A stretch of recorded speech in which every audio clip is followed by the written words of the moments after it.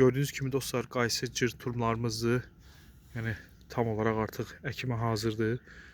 Yəni sahədə də bunun əkilmə qaydasını, yəni ara məsafəsini, necə əkilməlidir, bunların hamısını çəkib sizlərə nümayiş etdirəcəm.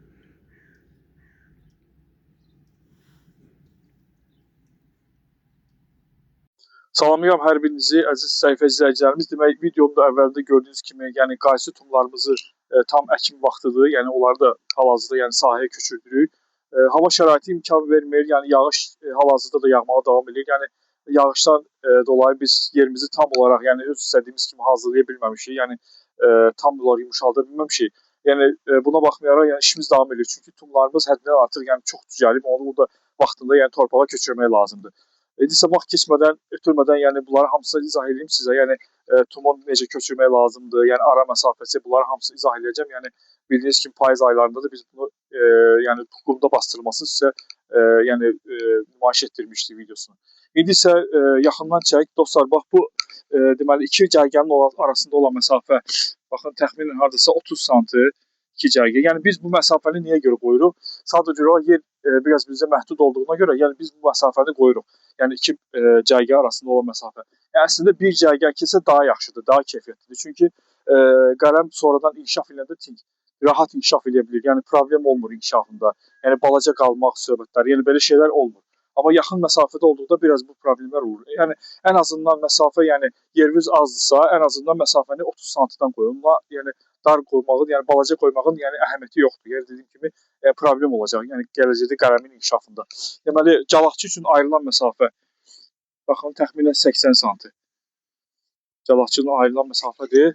Yəni bu məsafəni, yəni sırf calaqçı üçün ayırmaq lazımdır. Yəni burada da önəmlidir, yəni bu məsafə. Çünki calaqçı normal, yəni o calağı vurmaq üçün məsafə mütləq lazımdır. Yəni 80 sm-dan az da eləməyin.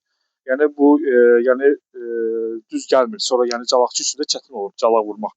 Yəni tumları da baxın dostlar, necə əkmişik, yəni bastırmışıq. Bu qaydada təxminən ara məsafəsi hardasa 2 sm, 3 sm məsafə qoymuşuq ki, yəni bir-birinə də burada çox önəmlidir bunlar da məsafə qoymaq. Çünki yenə dediyim kimi, yəni tingçilik sıx olmalı deyil. Sıx olduqda, yəni qələmin tingin aşağı budaqlarında qurumalar olur. Ting normal inkişaf eləmir. Yəni buna görə də sıx-sıx əkilməyin, yəni yerimiz məhdud deyilsə, genişdirsə, yəni sıx əkilməyin yəni heç bir əhəmiyyəti yoxdur. Navrot əksinə, yəni geniş əkilmək daha məsləhətlidir.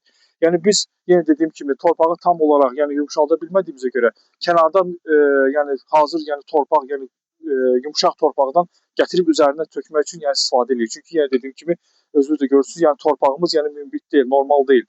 Yəni tum əkmək üçün. Bax gördüyünüz kimi bu cür, yəni kənardan gətirdiyim yumşaq torpağı üzərinə bax bu qaydada hardasa bir 2 sm, 3 sm, 1-2 sm hardasa bax bu formada tumlar batana qədər yəni kifayət eləyir. Bu qaydada bax torpaqlayırsınız.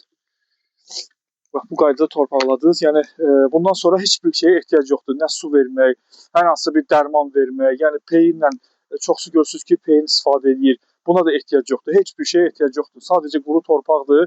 Əkirsiniz. Suvarma da inşallah, yəni biz suvarma vaxtı çəkilişlər aparacağıq. Onda da inşallah suvarmasını eləyərsiniz. Yəni bu dəqiqə vacibdir. Torpaq nəmdir.